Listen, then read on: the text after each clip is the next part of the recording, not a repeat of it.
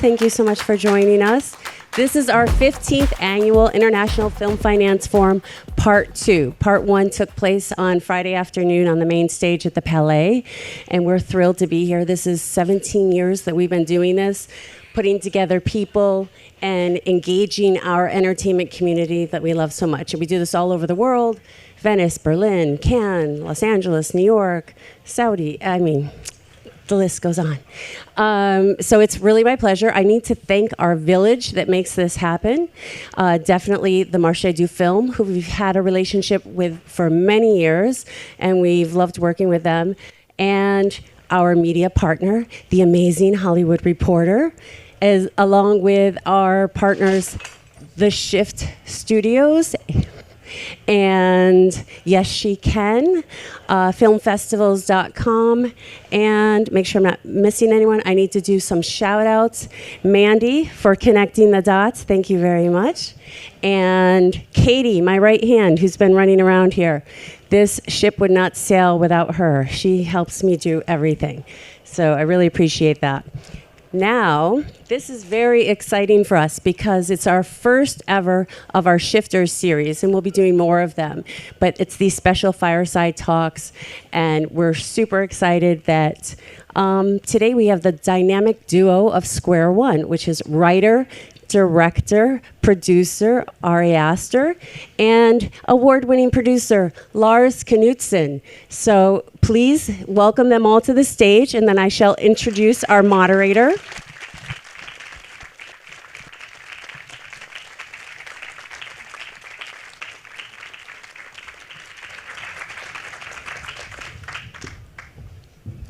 Moderating this conversation is our dear friend, Georg Szalai. Georg is the global business editor at The Hollywood Reporter.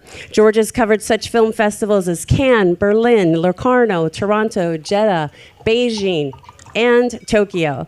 And Georg, we're thrilled to have you here moderating this session. The stage is yours. Thank you so much. Thank you so much, everybody. We nearly didn't make it on stage because there were so many fans back there asking for selfies with Ari. Lars got the handshakes and the offers to produce movies in various parts of the world, but the selfies were all Ari. So, thank you, gentlemen, for making it up here. You know, I was just talking to somebody this morning about how you guys, you know, with your company SquarePeg, always seem to get people talking a lot about movies, which is a wonderful thing, you know, in this time especially.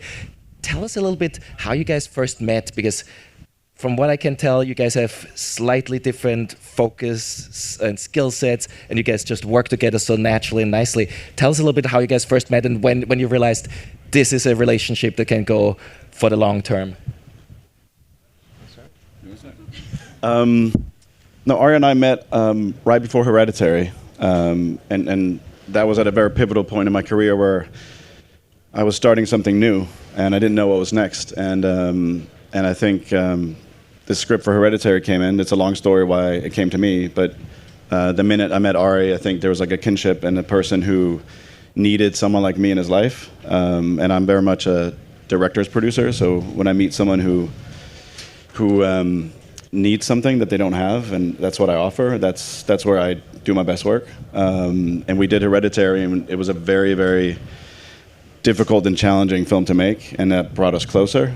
And that is what sort of led us to decide to start a company together. And that trust was built very quickly. And I think Ari trusted me, and I trusted him, and we felt that that if we can do films together, we can also produce films for other people. And I think, I'll let you speak in a second, but like my dream has always been to start a company with a filmmaker. So like Centropa was a big inspiration for me growing up in Denmark. And I think seeing what Peter and Lars did was something that I wanted to emulate, ideally. So when I met Ari, it was very clear that like this could be my Lars in a way, you know. So.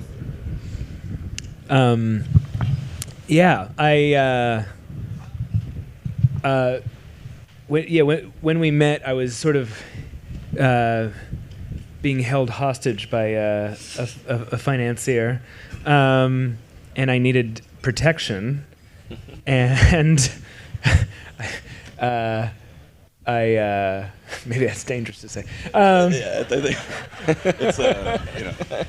it's a safe space. Okay. And so I was very lucky that I was able to pull Lars on, and we kind of that was a very pivotal moment for me, because if I didn't find the right protection on that film, I don't know what would have happened. And even with the protection I had with Lars, it was a very, very, very difficult experience. But I only made it through because of Lars. And Lars is a very special producer in that he really doesn't impose himself on the film or the filmmaker at all. He's just there to support whatever he's doing. And that's I think pretty rare. Very rare, and yeah, it was. It's been a really great collaboration. I can't really imagine doing this without him. Yeah, and so when Lars asked me if I wanted to start a production company with him, it's something that I hadn't ever thought about before, but I liked the idea of doing it with him. Also because I knew that I'm a director first, and as a producer I would be more passive than he would be. But I knew that meant that, that the people who we would be getting behind would be totally supported and in the same position that I'm in, which is a very lucky position. Well, I think also for other filmmakers to see that we're a company with a director as a partner, I think says a lot too. Like a lot of companies say they're filmmaker-driven companies, but I think we truly are, because you're a partner in the company or you are a director. So I think that the directors we work with will always know that they'll be protected because of that too. Yeah, and I've had that experience of being under the thumb of whatever, somebody, that is kind of domineering and does impose themselves, and it's horrible, and I like the idea of basically just whatever we're doing, I'm it's theirs. Yeah. We're just enabling the filmmaker to make their film, and there's no I'm just there as support. Yeah. Well, also just because of what we went through on Hereditary, that will never happen on a film we produce, because we learned from that, and that will never happen. So. Yeah. Sounds nice. Now, the first time I remember I saw the name of your company, Square Peg, made me think, I think you guys want to signal to the world, we're not doing the easy thing, we're not doing the thing that everybody can expect, we're not going to do the low-hanging fruit kind of thing. What went into the creation of the name, and tell us a little bit more of what you want to signal to people who might be interested in working with you.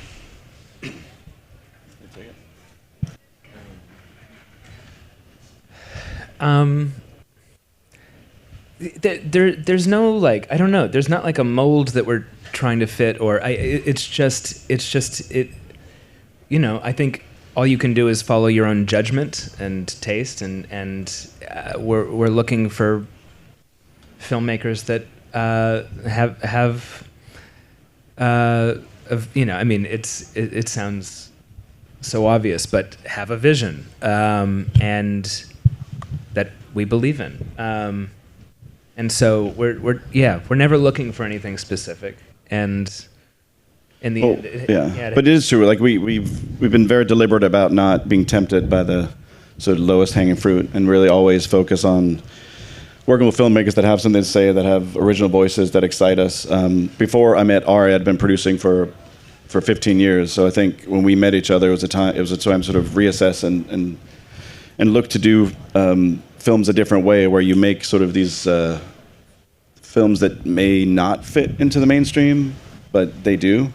And I think that Hereditary was an eye-opener for me, that we can make films like this that actually can work really well for everyone. And a lot of the films that I did in the past, which I'm really, really proud of, they went to festivals, but they weren't seen by people, and it confused me. And I think when we made Hereditary, it was like, okay, there's a way to do this, and I think that's what we've been doing. All the filmmakers and the films that we've been doing, from even this film, Sasquatch Sunset we did, which is a film with 4 Sasquatches that don't speak. It was very challenging to make, but it's a film that like really fits into what our company is. And the films we do with Christopher Borgli, and we have Yorgos Lanthimos' next film, which is crazy that we do. But it's like they all have that in common, that they're real filmmakers, that I think are. We talked about this before, like this feeling of. These are filmmakers who have nothing else to do but to make films, and if they don't do that, there's nothing. To me, that's fascinating that there's such authorship focus. Yeah. And backstage, I briefly talked to Ari and said, "Do you know what you would do if you weren't making films?" And you said, "I don't know what I would do." To tell people a little bit about, it seems like you always put like 190% into everything you do. Like what's this thing that's driving you in your work? Yeah, I don't know. I think I don't know whether I'm good at filmmaking or not. I don't know, but it's the only thing that I feel comfortable doing. Otherwise, I feel like I'm pretty bad at life and have only doubts and worries and anxieties about life. And so it's the one place where I can lose myself and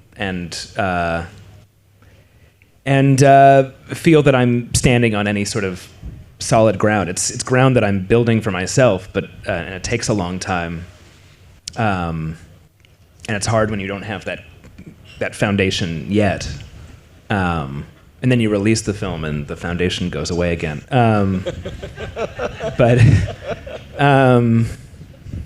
But yeah, no, it's. I'm very fortunate to be able to do it, especially now because it's very, very hard to get films made, and it's a very strange time in the industry. It's everything feels like it's changing, and in ways that are I think we're all trying to gauge and understand. But yeah, and there are filmmakers we're working with that were heroes of mine when I was a kid. Like Guy Maddin. Who's now working with these 2 young filmmakers, Evan Johnson and Galen Johnson, who are really, really brilliant. It's really amazing that they found each other because they somehow share the same humor and intelligence, and just they have the same way of looking at the world, which is so unique. And people like Don Hertzfeldt, and we're very. It's really great. Yeah. Well, what I find interesting, the films you guys do always seem to leave people thinking about them quite a bit. It always seems like there's like the hooks that claw in, and it's not one of the films where you go like, oh yeah, saw this, done. And when you ask people 5 minutes later, what did you see? Like, can't quite remember. With your films, it's always like people debating it. And I talked to somebody this morning who said he's seen Eddington, which premiered here a few nights ago, twice within 48 hours because they wanted to look back, understand certain parts better, and think about it more. Can you guys talk a little bit about how important that is to work with like filmmakers in Square Peg that give people this stuff that they can't get rid of, that just doesn't get shaken off that easily? Maybe it's just, I don't know, maybe it's our taste generally. I think, producing is also about taste and having a gut feeling about something. And I think that I came up only working with writer-directors. It's sort of all I did before I met Ari. So I think when you read a script and when you meet a director, it all kind of clicks, and that's just like a gut feeling after a while that you get. And I think we've been very fortunate that through our company and the films that we've done, that we have been able to create momentum. And I think for producing, momentum is everything. And you have to either create your own momentum or momentum is created for you. But if you want to keep producing, like momentum is key for that. And I think by us, I've always been sort of a firm believer of like you got to make movies, not talk about making them, and it sounds a lot easier to say than do, but that's one thing I've always done is like making them, and if you make one movie, it's easier to make the next one, and you just keep going. And right now, we're very fortunate that we are making a lot, and we want to use that opportunity to sort of continue to like work with filmmakers that are first-time filmmakers, but also more experienced filmmakers, and just keep that riding that wave if we can. Yeah. Now, I want to ask you. It definitely feels like it's a banner year, but I don't want to put any pressure on you guys, But it seems like you have a lot going on. You have the A24 relationship. Talk a little bit about how you guys pick things. Is there a risk that you want to avoid overextending yourselves? How do you keep the quality level where you guys have been setting it with your past work? Yeah, it's challenging. It's very easy to say yes to projects. It's hard to say no. And I think we just have to be very good at only doing things that we're very, very passionate about, because every film takes years of your life, from inception to release. It can be 10 years sometimes. And I don't like to give up on a project. I think once we take something on, we're in it till the very end, and we'll keep trying to make it. And I think, we've talked a lot about this. You need a big slate of films in order to get films made, because not everything is going to get made when you want to get it made. So you always kind of feel a little bit overwhelmed because you have too many, and you just kind of have to trust that it'll all work out. And I think we're at a point now where it's managing that. But so far so good, I think. Now, Ari, do you guys ever, I know with some collaborations, people do it like decision by, commission. You sit down, you go, let's vote. What are we going for?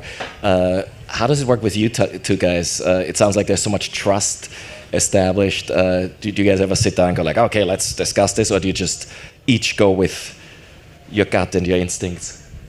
In some cases, but I feel like we all bring in different things. Emily Hildner is another person who's in our company, and she'll bring in a project, and even if it's, I don't want to say there's anything we're doing that any of us are like lukewarm on, but if there's something that one of us is more passionate about than the others, it's then great, go like let's do it.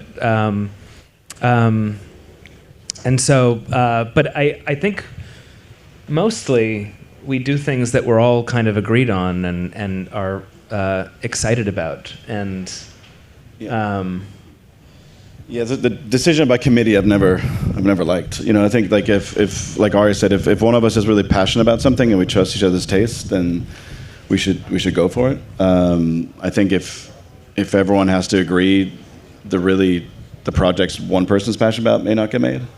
So I think like I think because I had experience producing before I met Ari, I think he trusted my taste. Like he knew my company before, and I think like there's always kind of trust in my taste, and I think that's very, very important, especially for you.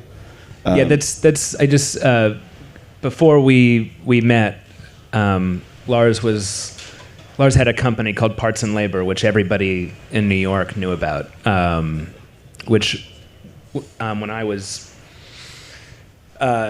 just an aspiring I guess I'm still an aspiring filmmaker, but but when I was when I hadn't made anything at all, and was just starting to be an aspiring filmmaker, I was very, very aware of what Parts and Labor was doing, and I wanted to get my script to them, and one of your interns fucking didn't kick it up. So yeah, that's why we don't have interns. Now, when I listen to you guys, it does sound like a partnership, a marriage, where you trust each other. Tell me a little bit. You hinted at the fact that you're kind of trying to build a community a little bit like Zentropa was, and I heard the there's an event that you guys are gonna inaugurate this year. Because you're based in Austin, Lars, right? And Ari is in New York.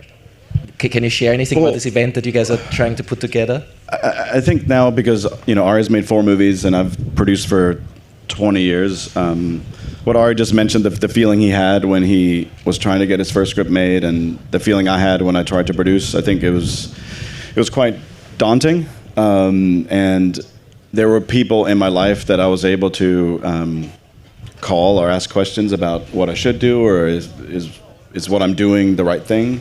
And I think now that we're in a more secure place in our career, we wanted to sort of create an event where we could bring in a lot of our close collaborators, filmmakers and producers that we really trust and we love working with, and then have rising producers and filmmakers come in for 4 days and us sort of give back in our way and sort of give them very unvarnished advice about what we've learned along the way. Because I do think that there are a lot of things that the young filmmakers are told that are not accurate or helpful. And I think that... For example? No, I mean, there's a whole business of, you have... there's the system of agents and managers and everything, and I think that when you're in LA especially, I think that it can be quite confusing to navigate. Should you do this or that? Ari, Hereditary is a perfect example of that. Ari entered into a deal with that film where he did not know that certain controls were with someone else.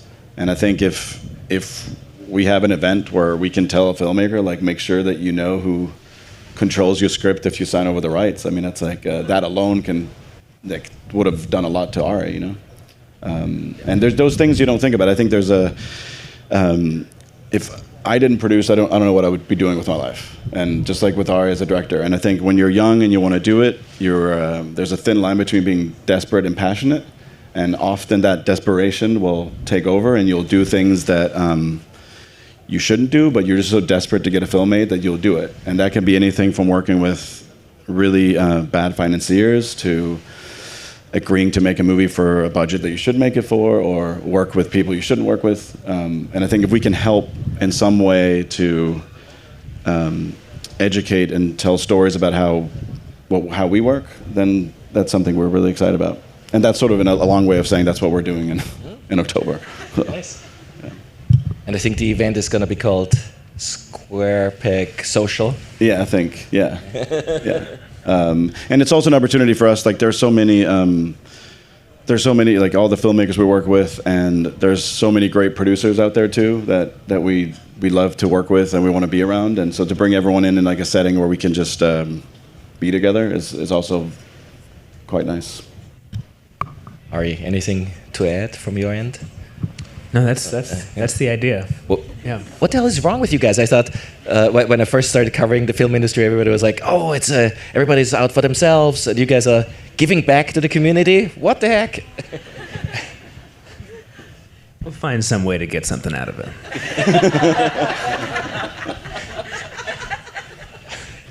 Yeah, but I also think even at places like here, a lot of young filmmakers come up and they will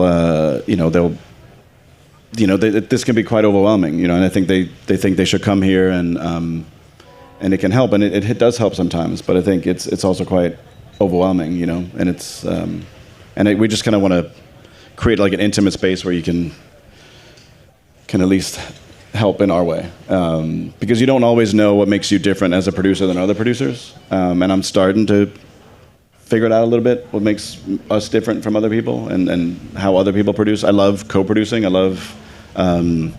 What I love about having a company is that some movies like Ari's, it's just me producing, but then other movies, we're partnering up with other producers, and it's really nice because producing can be quite solitary at times, just like directing is. So it's nice to work with other people.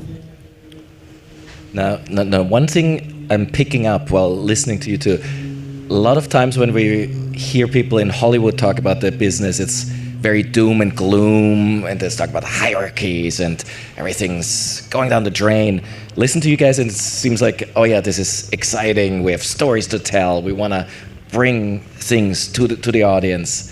How important is that kind of positivity, in kind of this day and age where so many people have doom and gloom hanging over their heads and watch the news and don't want to get out of bed? Ari?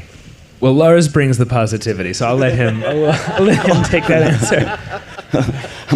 I'm not a really positive, outgoing person, but I think I just, I try to. But it fooled me. I try to, with my relationship with Ari, if he's doom and gloom, then I try to be excited, to not get him further into that state. So. The positivity over here. Yeah. It's yeah. For you, Ari, though, you every time I've heard anybody talk about Ari, it's always, he's such a cinephile. He knows everything about film history. For you, how was this moment? Being at the Palais, showing Eddington, having your first big film in Cannes. What is it like seeing the audience react to that, and having the camera kind of held right in your face for a long period of time? It's amazing to be here. It's really exciting and a little overwhelming, and I don't know. It's definitely. I have the least amount of objectivity.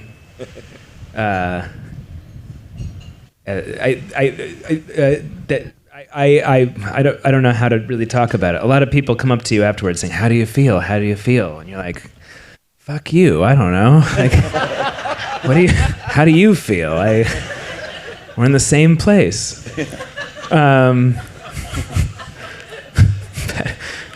But no, I've always dreamed of being here, and I'm very aware of all the films that have come here before, and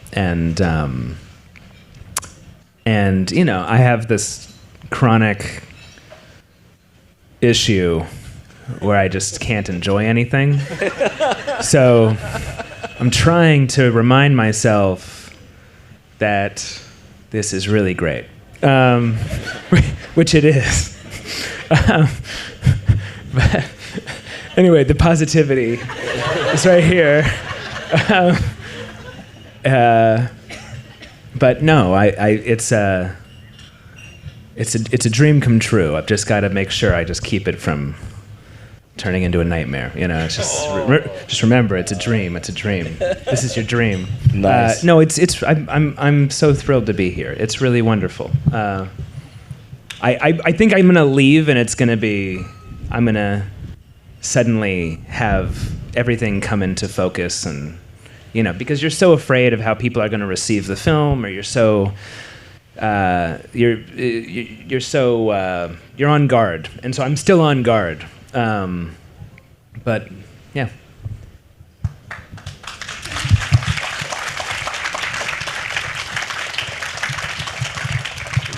Well, thank you for sharing so much with us. I want to ask two more questions, and then I know we have to unfortunately wrap it up, even though I think people would love to hear more from you, but I think, Ari, we don't want to overdo it, right? Tell me, like one of the things, I realized a few years ago, when you do interviews with people, you have like a certain level of control, right? What are we going to talk about? And I asked one filmmaker, "Hey, is there anything you want to talk about?" And that filmmaker just yelled, "You press people always ask the same 3 questions, and I want to talk about saving the whales." And I said, "Oh, okay." So I want to open the floor with like a wide open question. Anything you guys want to talk about that you never get asked about that's really important for you, and you go, "I always have to answer these things." Ari, anything you want to talk about? Or share?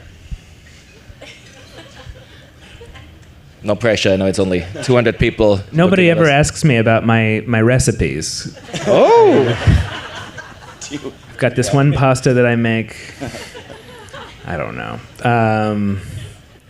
What? No, I'm usually just hoping people don't ask me anything. How about you? I prefer not to be asked anything. Yeah. All right. Well, then let's wrap it up with Eddington this year. A lot on the plate for Square Peg. what's the next thing that we can talk about that people should be looking out for from Square Peg? Anything that's not gonna get anybody into trouble when we talk about it up here? I know you guys are also thinking more about maybe doing TV-related things. What's next, so to speak? No, but like I said, like producing is a lot about momentum, and I think maybe a curse of a producer is that you kind of keep going. So I think we have, besides Eddington, we have Yorgos' film Begonia coming out this year, and we are in post on Christopher Borgly's next film, and Lance Oppenheim's film, and we're working with Hiro Murai, which is exciting. I'm going to Chicago after this to shoot a film called Enemies, another film with A24. So it's like a lot of stuff is happening, which is great. It's been a rare thing for my career to be able to like sustain as much as we're doing, and I think it all comes down to this partnership that we have, where even though Ari says he's not a producer, he is like an exceptional producer. He may not do the work that I do, but the insight and the input he has into our projects is like completely invaluable. So it's. What do you usually, when you listen or look at Ari's input, what's usually the stuff where you go, oh yeah, this is something that I would have never thought about? Is it mostly creative stuff or input in terms of voice or tone? I mean, he's very, very smart, right? So it's like, I think like even if we're trying to get a book, I mean, he'll talk to the author, and then I know that we're going to get this book. You know, like we complement each other well in that way, and I think it's very important in a partnership that you can complement each other. And even though Ari focuses 90% of the work that he writes and directs, the other 10% is still a lot. Yeah, and also like I love producing. I think it can be painful at times, and we talked about this earlier. That I think that's because there's nothing else we'd want to do than this, and that doesn't mean that it can be awful at times. But at the end of the day, it's what we love to do, and I think that having the security in a partnership with Ari is also enabling me to produce in a different way, because I don't have to worry about losing. Like I think one thing that producers often feel is like they work so hard for a filmmaker, and then they work with someone else on the next movie or something happens, and I think I've experienced that in my other company, and it's like it's heartbreaking. And I think that to have the stability with Ari gives me more confidence to produce without having to think about that. And I think that's always in the back of the head of producers, like that. Oh, this could be the last thing we do together, even though I put 3 years of my life into it. Oh no. Yeah. Nari, when you get to have Guy Madden and Yorgos and wonderful names like this as part of the company, who are some of the heroes that you get to work with, and anybody you would love to work with, where you go, oh, this would be another dream come true beyond the Cannes premiere here? Oh, I don't know. I can't think of any of those names right now, but I'm sure I'll think of some in 20 minutes. And yeah. Rats. I mean, but when we started though, Guy was someone who you're like we have to work with Guy. Guy was somebody, and Don too. And I don't know if everyone knows Don Hertzfeldt, but he's an incredible animator. Yeah, Guy Madden, Don Hertzfeldt. Those were two people that I grew up really idolizing, and I was shocked to reach out to them and find that we could be helpful to them. Because how could they need help? They're brilliant, and they're treasures. And so it's kind of horrible that they do need help, and that there's not like a system that just always exists to always support whatever they want to do, because we're lucky to have them. And there are so many filmmakers I feel that way about. But yeah, I can say about Lars that he said that he loves producing, and that's really true. That he actually loves to actually produce. There's very little ego in it for him. It's not about wearing the clothes of a producer or going to some gala. Jeez, but he loves it, and that's really rare, and that's invaluable for a director to have somebody who really wants to produce for you and is not. You don't have to. There's no baggage you have to get through, and again, in this industry, that's hard. So I'm very proud to be working with him, and it makes it, if you have another filmmaker come on, that you can just, that they're, because I'll probably be, making my own movie. It's just you that they're going to be taken care of, and that's great. Yeah, it's nice to hear when ego doesn't get in the way. Yeah. Yeah, it's very important. I think for producers, the biggest personality should always be the filmmaker, and you should adapt to them and not the other way around. That's like always been my thing from the beginning, and that keeps producing fresh, because every movie I work on, I'm a different person, because Ari is very different than Christopher Borgley, for instance. Like, they're very different people. They work different ways, and I have to adapt to their way of working, and that keeps it more interesting, I think, than if I'm just like the same person, on every movie. Yeah, you're also very emotionally emotionless. I was gonna say, you're very emotionally glacial. It's a problem in my marriage too. So you don't get too excited, but you don't panic. So you're just you're solid. So when the shit hits the fan, you have somebody who's ready for it, and who's gonna weather that with you. Of course, when something really great happens, you're like, hello.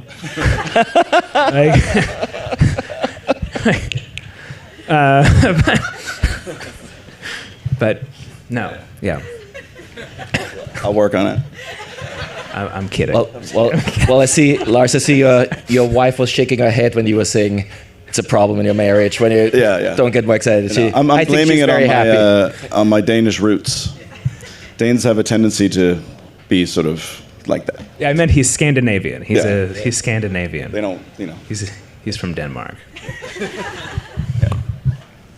Well, Amy, you seem to be very, very happy, right? And you're involved in the social event that we mentioned earlier. I think it was your brainchild. So I love that you guys give back to the community. I want to move from my question, since I'm done with mine, to giving back to the community, because I was shocked when they announced this event. I hardly ever get any emails before moderating anything.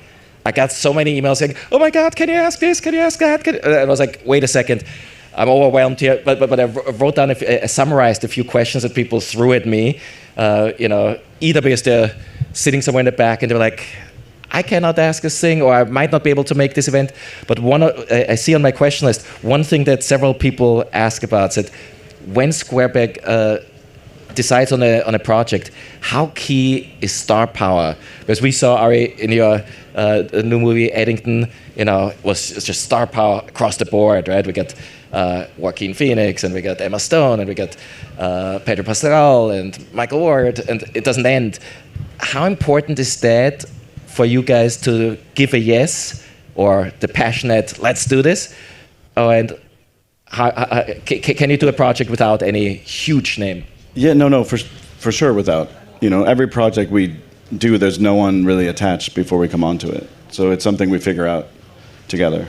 Right. So nice. Yeah, and I mean, Eddington was not set out to be that way. I think it happened that way. Yeah, we were very fortunate to get that cast. Yeah. But ideally you cast a film, who's best for the roles and not for the financing, so that's obviously ideal. That doesn't always work that way, but yeah. Ari, do you get a lot of, "Oh, finally, I've wanted to work with you for years, this is my opportunity," or do you do any of the oh, I would love to have this person on a project, and I'm just waiting to see if I find something that I can write for them?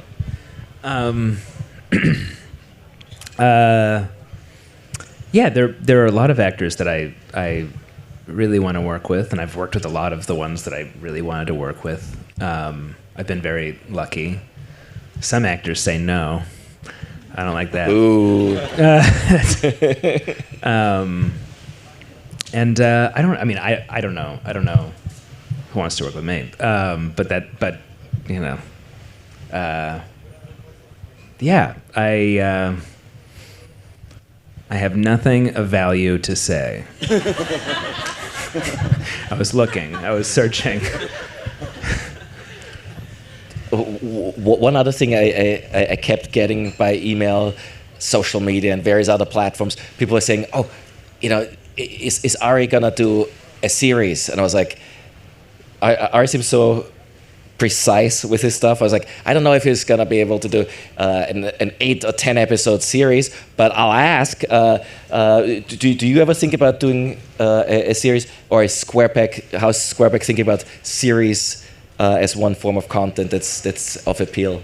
We're definitely developing TV, but whether Ari is doing TV is, I think he's very, very focused on his films. Like when we met, the great thing about that was that we went straight into Midsommar. He had it was Hereditary, Midsommar, BEAU, Eddington. And even though Eddington was really worked on through the pandemic, it was still an idea you had. So we kind of knew in an ideal world, these are the 4 movies that he was going to make first. And I think now has 3 movies he wants to make. So I think to fit a series into that is probably challenging. That's the hard. Yeah, I am interested in TV, and we've been talking about it a lot. But there are now 3 movies I have to choose between, and when you choose one, you don't know what's going to happen to the other 2. Maybe they'll be lined up against the first, or maybe they'll dissipate. I don't know. The process of TV is just very different than film. It's a very different development process, and whether you do one episode or the whole thing, and it's just different. One of the other things that people were asking me a little bit about is, when they come to Squareback with a pitch, is there something that's a no-go? Don't ever do this, because we will not even look at this if you tell us this. I think it's probably more a Lars question, but is there anything where you go, this is definitely a no-go? Because it seems like you guys are open to so many interesting, different, unusual things, but is there anything where you say, definitely don't try this? I can't think of anything, but I think if it's really good and we respond to it, then we like it. I don't know. I mean, I'm sure there's some really horrible themes in the world that we don't want to be associated with, but outside of that. Yeah. What's the question? Is there any? Is there any no-goes when you guys get a pitch? Somebody pitches to you, do not mention this or do not do that. Just don't go to the bathroom in the hallway. I don't know. No, I don't know. Don't use a certain font. Usually it's not pitches, though. We don't get... It's usually, right? I don't think... It's usually scripts or ideas or... Yeah. Yeah, what? I guess they're pitches. Yeah. I was thinking. Yeah. I haven't heard a pitch where I was like, we cannot be associated with that. Did you ever see, the movie Airplane? Yes. When he's walking into the airport and all the people are coming up to him with you got the Jehovah's Witnesses and then the Hare Krishnas, and he's just punching them all out? That's people with their pitches.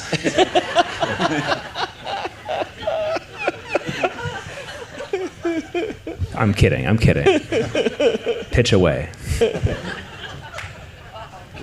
Now, I remember when you guys did Hereditary and then Midsommar, there was a couple of people said, "Oh, is this going to be a horror-centric outfit?" And then I think you guys did away with that very, very quickly. But did you guys ever have to explain this? Hey, this doesn't have to necessarily be a horror thing.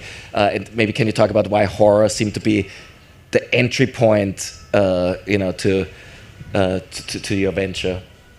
Well, I think Hereditary was, and I had done The Witch before, so I think there was like a feeling of that maybe.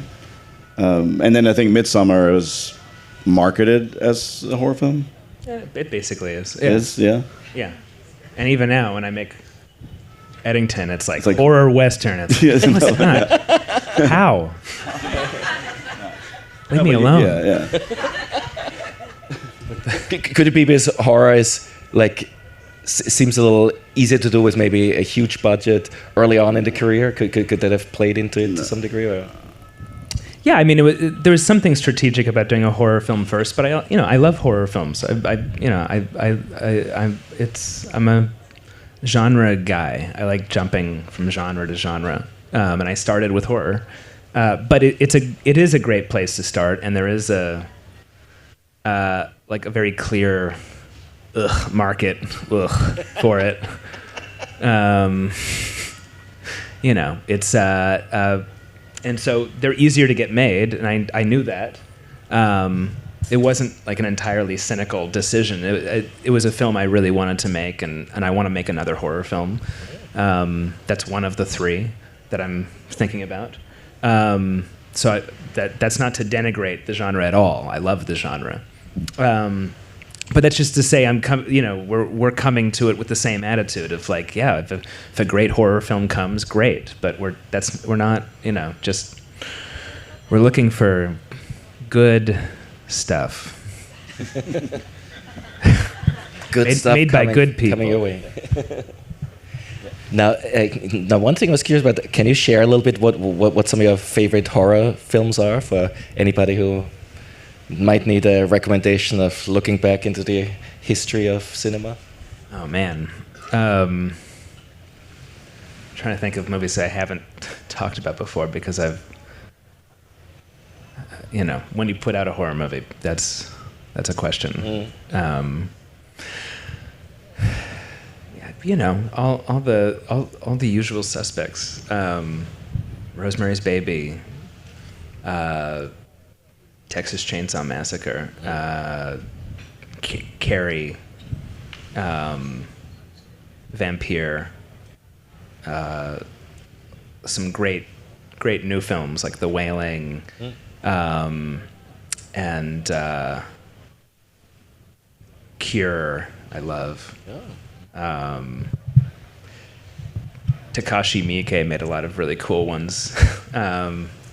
Audition is great. I don't know. It goes on and on. It's a great. I love horror movies. Nice.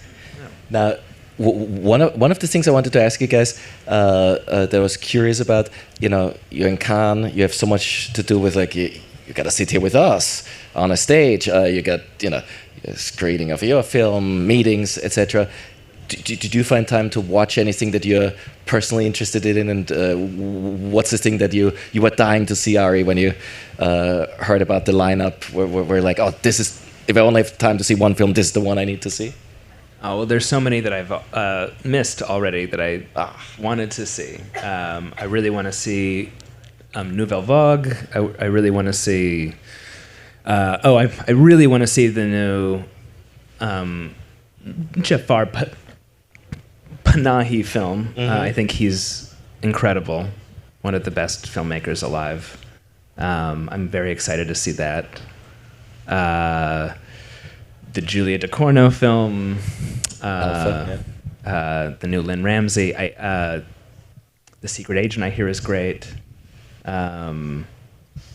Sound of Falling sounds really interesting. The Carla Simone film sounds great. I think she's great. I'm trying to remember. There are a lot of films I really want to see that I'm disappointed I won't be able to. Come on, Thierry. We're going to talk to you later. Make sure next time we get you in here longer. Now, one of the things that I thought you guys have kind of told us about. It's like the passion you guys bring to this. I think that comes out in everything you say for film. One of the questions, one of the last questions I got from a lot of people is like, how do you feel about the state of the film business? And I thought, come on, Ari is a cinephile. I'm pretty sure he feels good about film being important, but can you guys talk a little bit about the pressures? There's all this talk about, obviously business models and streaming and other things that are changing. How do you guys feel about the state of cinema? What's the biggest worry you guys have when you think about the future of cinema? I don't know.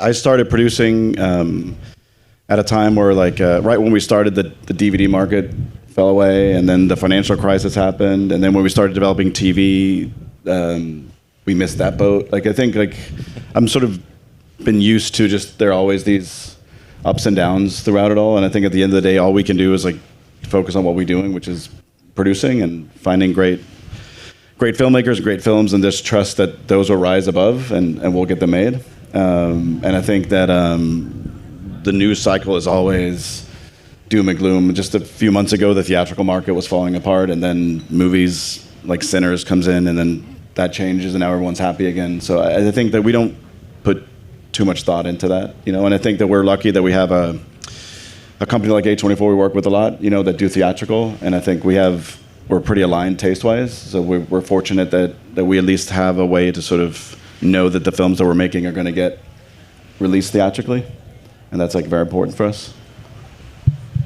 Yeah, it's hard to tell exactly where we are. It feels like we're on a bridge, but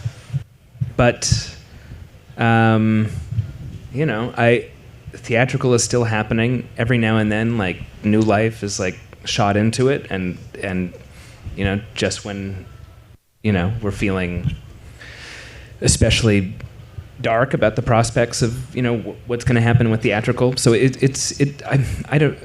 And in some ways, as streaming takes over, people's nostalgia for film and theatrical kind of grows, and it becomes. I think nostalgia is dangerous, but it's also it's. I think it's going to be something that people cling to more and more, and I believe in theatrical. I'm making films for theatrical as long as I can, but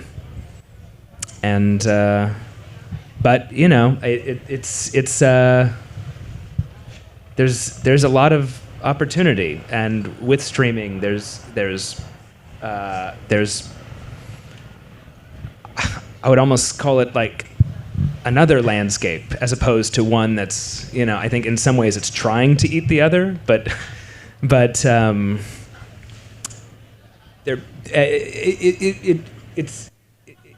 hard to talk about because there are times where it feels given how many studios there are and how many streaming services there are, and that it should be easier to make interesting work, and sometimes it feels like it's stupid that it's not easier. I still feel that that it's a very big, wide, open space, and you just have to push the things you really believe in through, because nobody's going to invite it in. You just have to push, if you believe in it. Now, can I briefly follow up? You said nostalgia can be dangerous. Can you expand on that a little? I found that an interesting thought, and I found myself stuck on that. Like I said, people get stuck on your movies and keep thinking about them, and I was like, I gotta get this question out before you leave the stage. What did you mean? I think it's much more interesting if I don't expound on it. It'll just I can only reduce it. It's nostalgia can be dangerous. Period. Sleepless nights for me. Now, one final question I saw that people send in by email, ask me, they said, is there, when you guys release films, how do you think about, you hinted at it, you think about it as theatrical films first? Do you guys ever think about where does it have to live beyond that, streaming-wise or otherwise, or do you just leave that to to somebody else? Is that something you keep in mind when you decide on a project? No, I mean, oftentimes distributors have their own, they have their own, deals in place that we have to sort of adhere to. But we're not opposed to streaming. It's just that every film that we do, however it's financed or distributed dictates all that. So I think we've been very fortunate that all of Ari's films have had a theatrical life, which is important to him and will continue to be. And like you said, we just have to producers have to just keep, our job is to push. Our job is to keep pushing and pushing and pushing, and I think that it's the role of a producer, right? You gotta keep getting these things made. Nonetheless, you talk about momentum and how there's all these projects that SquarePeg is involved in. Usually, you work with writer directors, right? Like the people who come with a strong voice. Do you ever think about we could produce something with other people who maybe bring in a different setup to the equation? How open are you to kind of models that go beyond kind of the writer director project? Like what? What do you? Could you just come on as a co-produce on something that's kind of nearly done? And how do you think about that? How much control or how much voice do you want in something like that? No. I think every film we do, my or our role is slightly different. There are some movies where we're producers and some movies where we're executive producers, and that's the beauty of producing. It's your role can vary from project to project. And I think if we're at a place where we have some momentum and can help people, then if our name can help, then we've been doing that on some films too. So I think for us it's about making things we really believe in and being able to help other people make films that they believe in. So yeah. That sounds great. Now, one thing I wanted to ask you, because we always talk about box office, etc., right, and reviews and other things. But I was talking about how your movies always kind of claw at you and kind of eat away at you and kind of stay with you. How do you guys ever think about the impact of a film beyond just the business? The official box office or so. Ari, what do you look at, or do you not even want to think about certain qualitative reactions too much because it's maybe too painful or too annoying? I don't know. I try to avoid all of it as much as I can, but you can't avoid any of it. I don't know. I think one thing that's not particularly helpful when you're trying to make something that will garner different reactions and is kind of designed to is the aggregate thing, where it's where people judge a film based on how many people collectively agree on it, and I think that's something that can be used to hurt a film as opposed to bolster it, which is not necessarily a positive thing. There are films that I've neglected to see because they got 50% on Rotten Tomatoes, and I see them years later, and it's well, this is one of my favorite films. I wish I didn't. Well, the most interesting divisive films will get 50%, right? Because they're loved by some and hated by some. Yeah. Anyway, that's one thing that is just not. I think a not particularly useful addition that is central to. I'm getting waved at by a gentleman back there. I think this means we have to wrap it up. Is there anything that you guys want to share before we let everybody go out to the festival day and let you finally be rid of my questions? Lars, Ari, anything to send people home with? Thanks for coming. I think, and I mean, just encourage all the producers out there to just keep doing what they're doing, even when it's really hard. You just keep doing it. So. Yeah, just be positive. Just be positive. Yeah, listen to Lars. Don't listen to me. That's my first piece of advice. I don't know. Just make the film you want to. I've only platitudes to provide. Now that I've blacked out, but make the film you want to see. It's like an obvious thing to say, but it's also I feel I say a lot of films that are very strategic. There's like strategy involved, and you can like smell that. Yeah. And that's the stuff that I reject. Yeah. But if I don't know, I just follow what you want to actually do and talk about and make. Well, I'll just add, like, don't add horror elements to your drama because you think that's going to help it get made. I think I see that a lot. Jab at me. No. But I think people think that the horror genre is like easy to finance now, but it's actually very difficult at the moment. Like, original horror is not easy. So if you have a really compelling story that's a drama, don't add some elements into it because you think that's going to make it easier to make. It's not. Like, so what you said, like, make the film you want to make. Be authentic. Don't try to be strategic in terms of like, oh, if I add this into it, maybe the market will like it better, because then it becomes like an in-between thing that actually is harder for the market. That brings us back and don't forget that I said earlier that I was strategic with Hereditary. Yeah. So this is all just confusing. Bullshit. Well, back to the name Square Peg. Ladies and gentlemen, the dynamic duo of Ari and Lars.